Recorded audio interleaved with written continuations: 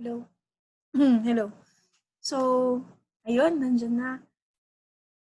Good afternoon po sa lahat. So for today, we are going to talk about something very, very essential, very crucial.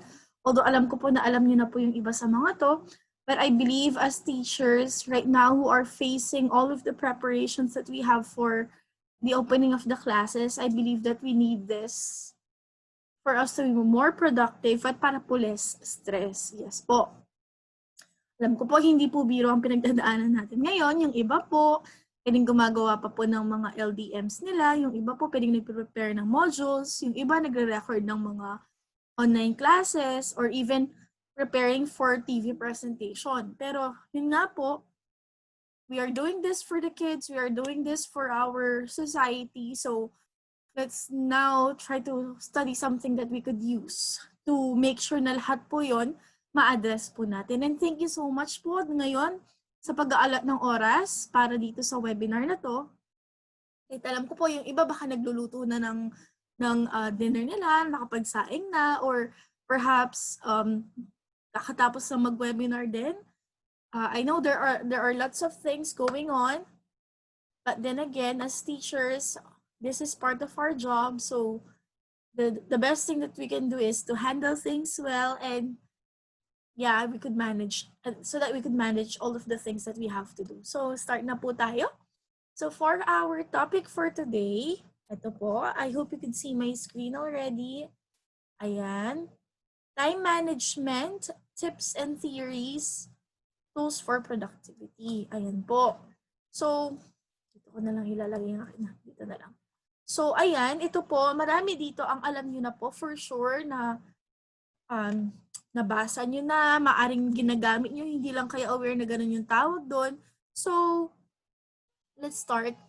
Okay? So, ayan po. Quotes about time. Sabi nga po nila, if there's one thing that you could give to someone, that would be time. Ito yun po yung pinaka-importanting bagay na pwede nating mabigay sa isang tao kasi po, napakahalaga po ng oras. And there are several quotes that are written about time that I know you could relate with. So let's start with the first one. Time flies when you're having fun. We know this one po that whenever we're having fun, we feel like ang bilis-bilis ng oras. I don't know if it's just me, pero nararamdaman ko din po to kapag may deadline na ang bilis ng oras. Kapag may kailangan i-pass na sobrang importante, sobrang dami, ang bilis po ng oras. And then, meron din po tayong expression na that is a waste of time. Na kapag po sinabing waste of time, walang kabuluhan ng ginawa natin, na sayang ang oras at ang oras, kahit anong pwedeng gawin, hindi maibabalik. So, yun po yung phrase na ayaw po nating sabihin every day or every moment na ini-spend po natin. Next is, we have all the time in the world. We get to say this one when perhaps we're during the vacation that we're not doing that much, or kapag po free na talaga, natapos na po natin lahat ng mga gawain natin. That's when we can see that we have all the time in the world. But sa context po natin ngayon, we don't really have all the time in the world kasi po we have so much to work on. Okay? Next po is the time is right. Okay po. So, the time is right. This could be like timing sa love, timing sa relationship, timing sa career. Lahat po kasi may timing, may right time. So, from there, we could say that time is very crucial in life. That actually, how can we imagine life without time? Opo, I'm having the time of my life when we're enjoying that. Hopefully, sa work, we could say this one na kapag masaya po talaga tayo, we could say that you're having the time of your life. And for some wounds, time heals all wounds, whether that's physical, emotional, okay, and other forms of wounds that only time can deal with that. And then lastly, you have some time to kill that for teachers, I doubt if we could say this one kasi every second, every minute is very important. So those are quotes about time that reflect how important time is. Kaya po hanggang ngayon naniniwala po ko sa kasabihan na time is gold. Yes po. And gold is money. Or, tama po. Time is gold. Gold is money. Hence, time is valuable. Okay? Time is what we want most and what we use worst. That's according to William Penn. Tama po. Ito po yung bagay na gustong-gusto natin, whether sa work, sa family, sa relationship. Ako po personally, ko sa relationship, yung oras na ibinibigay sa'yo ng tao, whether kaibigan mo man yan, relative, or partner, yan po yung parang para sa akin sukatan kung mahal na mahal ka talaga ng tao. Kasi kung mahal mo yung tao, di ba, paglalaanan mo ng oras. At yun po yung ginagawa natin ngayon. Mga teachers, pinaglalaanan po natin ng oras ang pag-prepare po natin para sa pagkatuto ng mga bata. And that only shows that we really value our students and our jobs. And at the same time is what we use the worst. Pwede pong madami pong issues yan, madami pong concerns kung bakit po na-consider na we use it the worst. Kasi maari pong we want to use it well, but we're not conscious that we're using it in a bad way. Or we're wasting it practically. Bakit po? Pwedeng hindi mo napansin, 3 oras na, 4 na oras ka na palang nagsuscroll, or hindi mo napansin, instead of using it properly, hindi mo siya masyadong nagamit. But, if I may underscore, there are certain times that we have to allot time for ourselves. Hindi lahat ng iniisip mong time was wasted is really time wasted. Okay? So, pag-uusapan po natin yan. But then, time is what we want most and what we use first, and it's up to us on how we're going to harness the potential of our time and how we can possibly be productive despite all the things that we have to do. So the context po, why are we talking about this? Yes, we're still in the pandemic. We have to face the new normal. And part of being in the new normal is having to work or learn from home. And bakit po mahirap ang working or learning from home?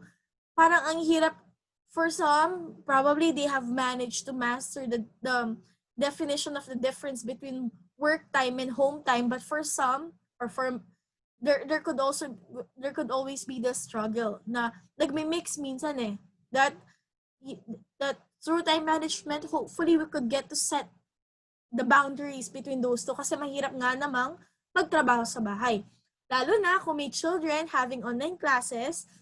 I know a lot of friends who have to really guide their children while they are having online classes, and that is very crucial kasi you really have to give time, and your kid or your child could not just learn online, but he or she needs your assistance, okay? And requirement naman din po yan. And then preparations for online classes or even for modular classes, napakadami po natin ginagawang preparations. Definitely we're doing this for the learners. And then, of course, yung nabanggit ko nga po, dahil dun sa setup na yon, kung hindi po natin na ma-manage na maayos yung time natin, there is the tendency for work and home to merge yung mga tasks. At napakahirap po nun. So with that, we have time management theories and techniques.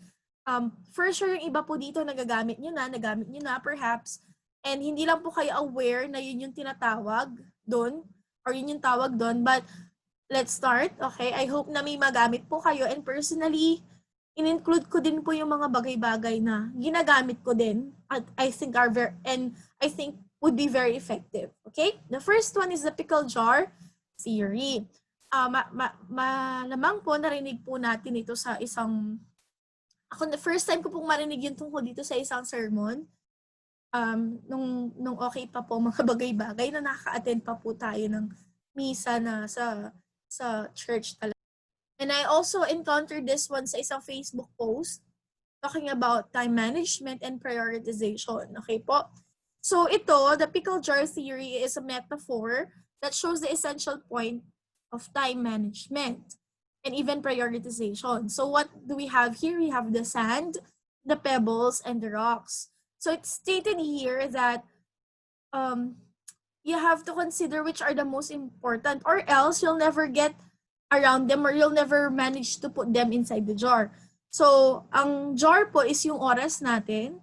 The rocks are the big important tasks. The pebbles are of the average importance, and the sand would be the less important tasks. Okay? So, ano po yung mga rocks? This could be like big planning or big like webinars, speakerships, and then even the time for family, that's a rock, okay? Pebbles could be something less of importance that you could possibly delay, like Kung 1 week pa naman yung deadline, something like that, that could be a pebble. And then sand, checking your email, sending a text, browsing through your news feed. So kung ganito po yung setup, the first thing that you have to do is to put the rocks first kasi pa-prioritize mo yung pinaka-importante. Family, yung mga may malalaking deadline, big break for your career, your studies, okay? And whatever that you prioritize and consider the most important. And then you put in the pebbles, okay? Ito po yung mga tasks na may average importance. So, kumbaga po sa oras, after mong ma-prioritize na yung mga pinakamabibigat at importante, isusunod mo na yung kasunod na importante, which are the pebbles. This could be the things that you have to submit within a week or within 3 weeks, within 2 weeks or within 3 days, pero hindi naman super urgent. And then lastly is yung sand. Okay, yung sand yung mag-fill in dun sa oras, dun sa konting gaps. Okay, kumbaga kapag may konting break, dun siya papasok. Okay? So that means that you have to finish all of the rocks first and then you go with the pebbles, and once in a while when you have breaks, that's where you get to have the sand. Okay? So in that case, we are reminded that we have to prioritize the best and the most important things in life. Okay po? Huwag po sana natin kalimutan kung ano yung importante sa buhay. Ako po, personally, I would say that work is important, but family is also important as well. Kasi po, ang family yan, nandyan yan. Ang work, oo, importante pa rin po, pero then we have to check, okay, kung alin po ang pinaka-importante. Nasa priorities po natin yan. Okay? So there, next is the Pomodoro Technique. Okay, ako personally po, ginagamit ko po si Pomodoro Technique kasi ako po yung tipo na I need pressure. Okay? I need time for me to work. Kasi kung hindi ko itatime ang sarili ko, baka nag-TikTok na pala ako, nanonood na ako ng mga TikTok videos, nanonood na ako ng mga videos sa Facebook, nag-scroll down na lang ako sa news feed ko. So through the Pomodoro Technique, I get to focus. So may mga apps po na pwede sa Android phones, pwede rin po sa iPhones, na pwede nating magamit. And they're really using the technique, okay? So what's Pomodoro Technique? This was developed by Francesco Cirillo. It is a tool that breaks your working hours into 25-minute sessions to help you focus. And what's good about this is after the 25-minute session, you get to have a 5-minute break. Okay po? So sa akin po, I consider it very effective kasi you know that time is running dun sa 25 minutes. Kasi po, you could use timers. Kung hindi nyo po feel ang timer, at least you check the time. Kung ayaw mo ng sound ng alarm. But for me, I think it's most effective when you have the alarm. Then, ilo-look forward mo yung 5-minute break afterwards. Okay? So, kumbaga, focused ka. So, how do we work on things? For most, it is a simple method to balance focus with deliberate breaks. So, plan your tasks. How many Pomodoros might you need? So, what's a 1 Pomodoro? So, ito po yung isang Pomodoro. You have 25 minutes na focused work, yun lang ang ginagawa mo. And then afterwards, pag tumunog na siya, you get a 5-minute break. So no sneaky working po.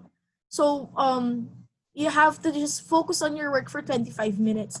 And I think this is manageable since it allows us to just really focus on what we have to get, okay? And then you have to repeat it for lengthy work, okay? You could have 25-minute work, then 5-minute break. Kapag hindi pa sapat, 25-minute work, and then 25-minute work, and then 5-minute break po ulit. So very simple po siya talaga.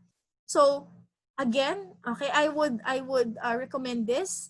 Create a list of tasks, work for 25 minutes, and take a 5-minute break. Then repeat work break cycle. So why do we need the break?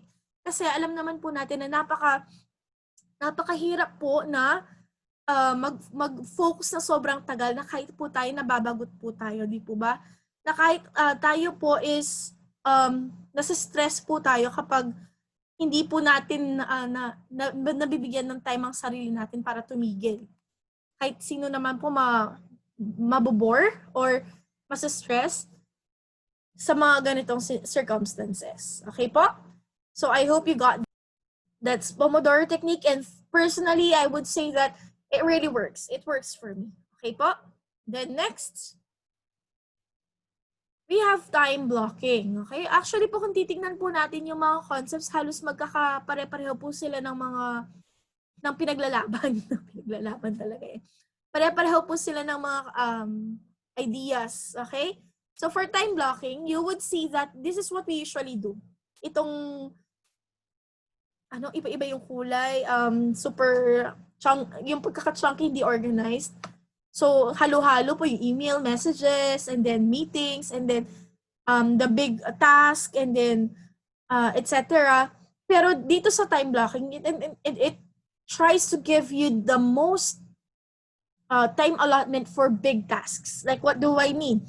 For example po, yung client proposal that's considered as a big task. So, bibigyan po natin siya ng time allotment na yun lang yung time na i-allot mo para dun sa trabaho na yun. Wala kang isisingit na iba. And then, 1 hour for email and messages, and then you have social media. Kaso po pag minsan kasi nababaliktad yan eh. Mas marami pa po yung social media kaysa dun sa big task. Then you get to have the break, and then the meeting, and then preparation for tomorrow, which is very important because failing to plan is planning to fail, sabi nga po nila. So I saw this one on a Facebook post by UPLB LRC. So I consider it as also one of the effective time management theory. So I considered putting it here sa presentation po natin today. So we could also have day theming, but for me, it doesn't really work for me, but it varies po kasi based on what works for us. So pwede pong Sunday is planning day, Monday could be administrative day, Tuesday could be writing day, Wednesday audio or video day, Thursday training day, Friday is deep work day, then Saturday, of course, very very important, kasama na rin ng Sunday, is family day. This could work if you're really given the time to control your tasks. Pero kapag sa end po natin mga teachers, we don't know what task would come up. So I would recommend this, yung time blocking na lang. Pero ito, pwede mong gamitin guide, perhaps dun sa mga big tasks or big blocks, okay? Then, you have the task batching. You could have your parang keywords or the major things that you have to do. Then, you have to do it by batch or by turn. So, in here as well, by time boxing, you set a limit on how much time you'll dedicate to a specific task. So halimbawa po dun sa social media, kung nakita po natin, napaka-konti lang ng time na nilagay dun sa time blocking. Pero malaki yung sa client proposal. Okay? Why time blocking works? Okay? Kasi nade-differentiate mo yung shallow work sa deep work. Ano ba yung shallow work? This involves checking your email, responding to colleagues on team or chat tools like Slack, or perhaps Facebook, making phone calls to arrange logistics, attending status update meetings. But for deep work, this could be launch plan for a new feature, programming, preparing for an upcoming keynote presentation, or researching information on a specific problem. Or for us, accomplishing our LDM2, or preparing our modules, or coming up with our online class or video class. Okay? So by time blocking, you knock out shallow work more efficiently kasi you only dedicate a small time for that. Kasi na-identify mo na, konting oras lang ang kailangan ko dito. Okay? Are we clear na po with that? So, in the past few methods, napansin po natin na ang tinutumbok po ng mga theories is for you to know what to prioritize. Which one is a big task, which one is not. Okay po? Next is the ALPEN Method. Okay? So, I'm not sure if you have heard about this, but practically what it intends to say is that the ALPEN method has 5 steps. Okay po? This was developed by the German economist Lothar J. Seward. It's an acronym for German words, but this is how it works. Okay? So step 1, you have to create a to-do list before you begin the day, which we do. We have been doing this. And then you have to approximate how much time you need. That's for step 2.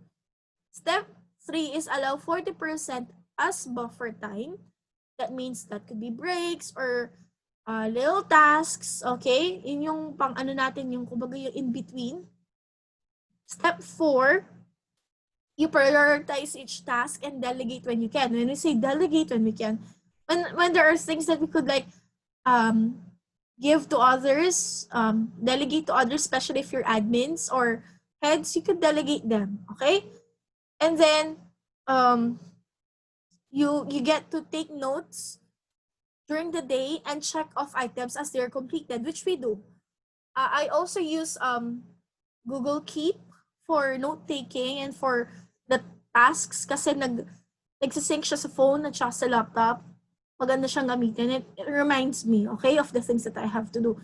And the last thing is, when you have items that are not completed, you can move them to the next day. And it goes on and on and on again. Okay po? Pero sometimes we get to be upset when we look at the to-do list kung isa, dalawa, or tatlo lang po ang ang na-accomplish natin. Let's not feel bad about that. Okay? Okay po? What I want to emphasize is that kahit dalawa or tatlo lang po ang na-finish nyo within that day, at least po may natapos po tayo. Kaya po yung wala po talaga tayong na-tick dun sa to-do list. Di po ba kapag hindi tayo nagto-to-do list, the tendency is wala tayong natatapos. Pero at least dun sa to-do list na yon, kahit madami ang hindi natapos, meron ka pa rin natapos. So para po yung sinasabi nila na reach for the stars. If not, if hindi mo man ma-reach yung star, at least you get to touch the moon, something like that. That concept na kung hindi mo man maabot yung pinakataas, at least meron kang na-achieve na next to that one. Okay po? Let's not be hard on ourselves kasi po hindi naman po lahat tayo is perfect. Hindi naman po tayo lahat hindi naman lahat mag-work for us the way we want it, pero at least we could like remind ourselves that we're achieving something. Okay po? So next is Parkinson's law. This one is very I consider it very interesting kasi it says that the work expands as to fill the time available for its completion. Yung mga students po dyan, kung merong mga nakikinig, makaka-relate kayo dito. Nakaka-relate din ako, even for teachers, I guess.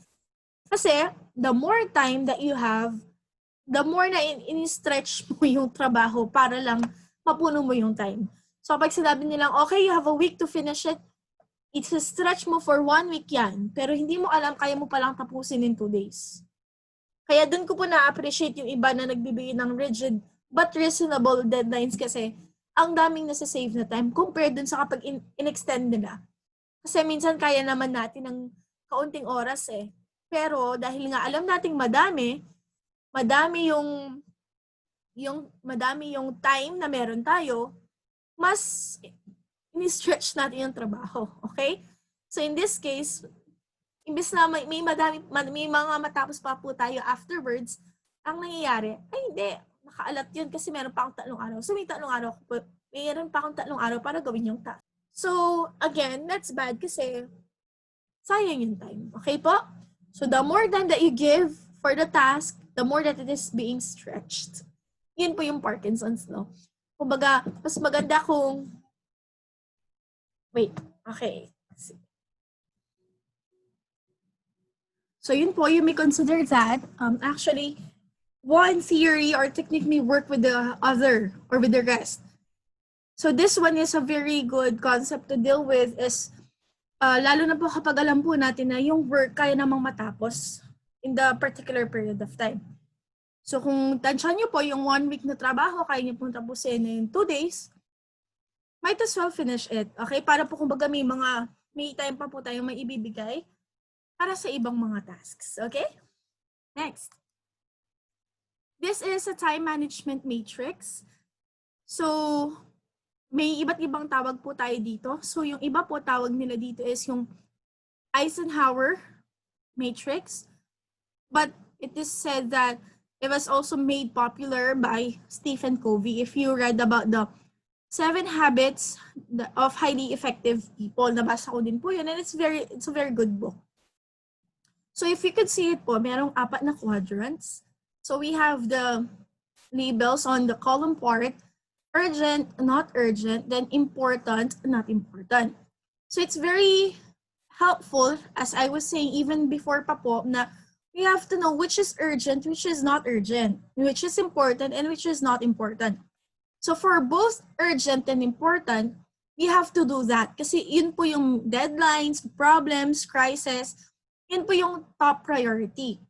Next po is that kung urgent siya, but not important, these are like interruptions or meetings, we could delegate the tasks, okay? We could like ask someone to do it for us, lalo kung urgent siya. So let's say, for example, we have to ship something, we have to send something, an item, we could like tell someone that we could hire or we could ask a favor from to do it for us. Kasi kaya namang ibang tao ang gagawa. Then for not urgent but important, it's important that we schedule. It's important but not urgent, like planning, learning, but relationships. Pero kung breakup na po yung pinag-uusapan, urgent na po yan. But if it is time for a relationship, we could really consider it as important, but we could schedule it, okay? And then, this is a little funny. For the not urgent, not important, like Facebook, cat videos, if the time is really important and we have things to do talaga, let's delete it first, okay? But afterwards, pag tapos na po tayo, we could like watch all of the cat videos that we want, watch all of the TikTok videos that we want, basta may time na po tayo. Okay po?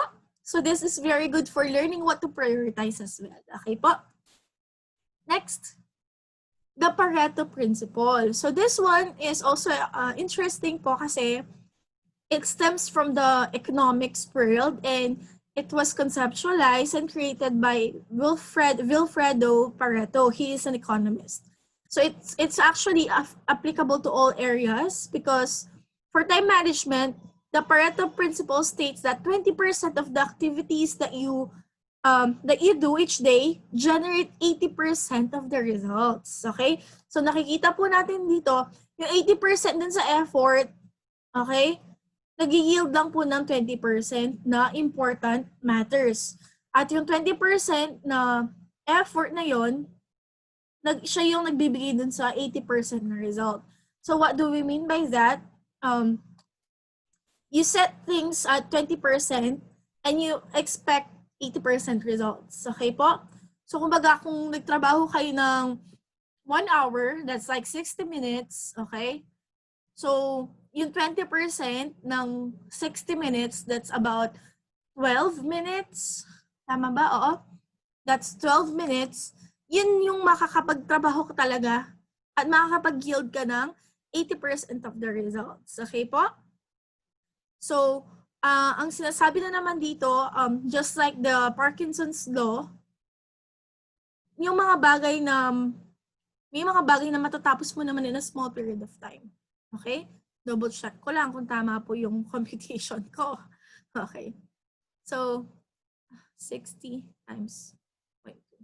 Yeah, 12 minutes. Imagine niyo dun sa isang oras daw, yung 12 minutes lang talaga makakapagbigay sa'yo ng 80% of the results. Pero syempre, this may be applicable, this may not apply with you since nagva-vary po from person to person. But I believe on my end, sometimes nagiging totoo to kasi yung dun sa isang oras mo, mas madami pa yung pag-check mo. Kung may nag-chat ba, pag-check mo dun sa group chat, mas madami pa yung oras na pag-aayos mo sa table mo. I don't know if you experience this, but whenever you have to work on something very urgent or gusto mo na talaga magtrabaho, makakahanap ka ng kailangan mong ayusin. Hindi ko po alam kung ako lang. Yung tipo, alam mo kailangan mo tapusin yung essay mo, then makikita mo magulo yung kwarto. Ayusin mo muna yung kwarto. The tendency is, inayos mo yung kwarto, hindi mo natapos yung essay. Or tatapusin mo yung essay dun sa remaining minutes. Okay po? Pwede po natin i-consider din to para kumbaga mas ma-maximize mo yung oras. But definitely, we really need the time to break. Okay po? Then we have the ABC method. Okay po? What about the ABC method? Ang dami-dami na nating method. Sana may maalala po tayo sa mga to.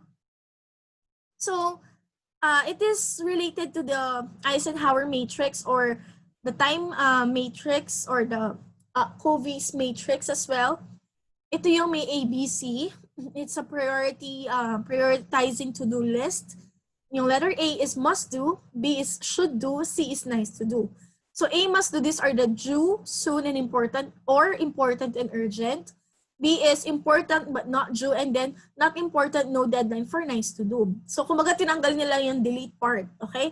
Same concepts lang. Kumbaga ang tawag mo dito, they just highlighted the 3 boxes or quadrants na urgent, important, important, not urgent, not important, no deadline. Okay? Pero actually yung letter C actually parang yung letter D na rin.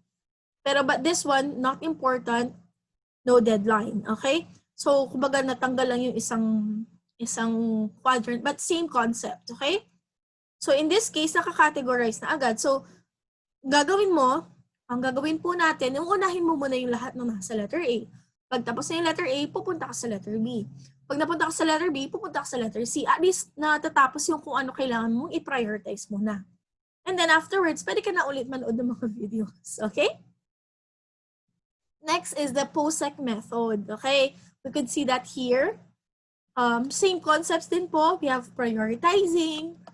Then after you prioritize, you organize, you streamline, you economize, and then you contribute.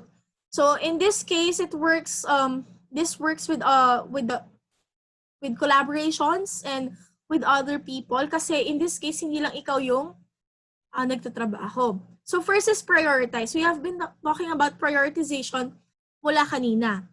So ang pag-prioritize po natin, dinidetermine po natin kung alin yung pinaka-importante sa mga kailangan natin gawin. Okay po? Yun yung nasa taas, pinaka-taas na part. We have to prioritize, put things first. Okay? Kung ano yung pinaka-importante. And then next is you organize. Okay? Pwede natin gamitin yung ABC, pwede natin gamitin yung matrix so that we know which one to put first. Okay? Kasi, in this case, when you organize, you already making your plans or making your work easier and geared towards your plans or your goals. Okay? So, with that, we move on to streamlining. So, ano po yung streamlining? Yung dirty little jobs or chores na napaka-importante for us to live properly are also included because it allows us to live in a more comfortable way, okay? It manages our personal stability and security, okay? And then, economize. When we economize, there are things that should be done or the things that are enjoyable, okay? That's when we, what do you call this one? These are the entertaining part, okay? That it's time to, what do you call this one? To allow yourself to enjoy at times, okay? And then lastly is contribute. For the contribution part, of course, this is when you have the social obligations to your relationship. You pay attention to people. Okay, that is what makes things different. Kino-connect po ito sa Maslow's hierarchy of needs. Lalo na dun sa pag-achieve ng mga goals. So kung napapansin po natin, may mga iba't ibang degrees. Okay po, priorities are like the needs, the most important. This is what you have to really do. Then you organize, you make your work move towards your goals. You streamline. These are the little dirty little jobs that you have to do, but has something to do with your personal stability. Then economize things that make you happy, make you enjoy, and then contribute. Ito yung social relations. Okay ba? And then, lastly, ako in-include ko talaga ito, napaka-importante nito. Your preference, your choice. Okay? Kahit anong pa po yung sabihin kong mga strategies dito, hindi po sila magmamatter kung hindi nyo po sila gusto or if they don't work for you or if they're not your choice. So at the end of the day, what works for us is yun po yung pipiliin natin. Okay po? Reminders lang po. Friendly reminders. Una-una po, after all of the techniques that we have given, we have to be realistic. Baka po nilagay po natin yung pang isang buwan na task sa isang to-do list na gusto nating matapos in 1 or 2 days or in 1 week. Okay? So, kailangan po nating i-estimate kung will this be possible? Will this be feasible? We have to be grounded on the reality. Consider din po natin yung mga other obligations din natin, pagiging tao natin, hindi po tayo robots. Consider din po natin yung mga tao sa paligid natin. Okay? We want to be goal-oriented. We want to be successful. But we have different versions of success, and of course, we have to consider our family then, okay?